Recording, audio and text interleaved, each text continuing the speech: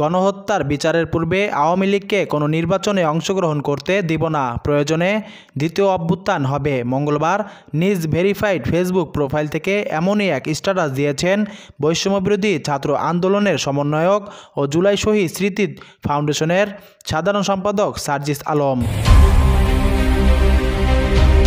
ক্ষমতাচ্যুত স্বৈরাচারের দল আওয়ামী লীগ আগামী নির্বাচনে অংশগ্রহণ করবে কিনা এমন প্রশ্ন নিয়ে ফের শুরু হয়েছে নানান আলোচনা সমালোচনা।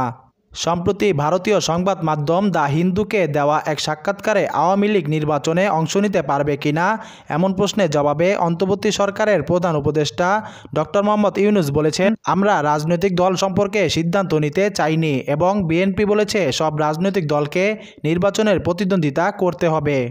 তাই তারা এরই মধ্যে তাদের রায় দিয়েছে এবং আমরা দেশের একটি বড় দলের মতামতকে অস্বীকার করতে পারি না। ডক্টর ইউনূসের এমন বক্তব্যের পর বিভিন্ন মহলে শুরু হয় নানান আলোচনা সমালোচনা। তাই নেটিজেনদের ধারণা এই বিষয়টি নিয়েই ফেসবুকে পোস্ট করেছেন বৈষম্যবিরোধী ছাত্র আন্দোলনের সমন্বয়ক সার্জিস আলম।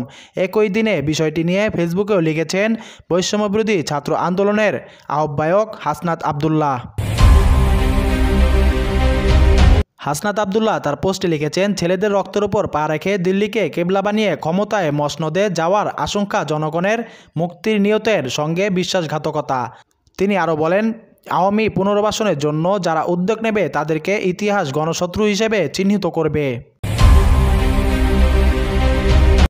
এদিকে মঙ্গলবার জাতীয় প্রেস ক্লাবে জাতীয়তাবাদী পেশাজীবী পরিষদ আয়োজিত আলোচনা সভায় বিএনপির মহাসচিব মির্জা ফখরুল ইসলাম আলমগীর সাংবাদিকদের বলেন, শেখ হাসিনা আবারও ক্ষমতায় ফিরে আসুক তা বিএনপি চায় না।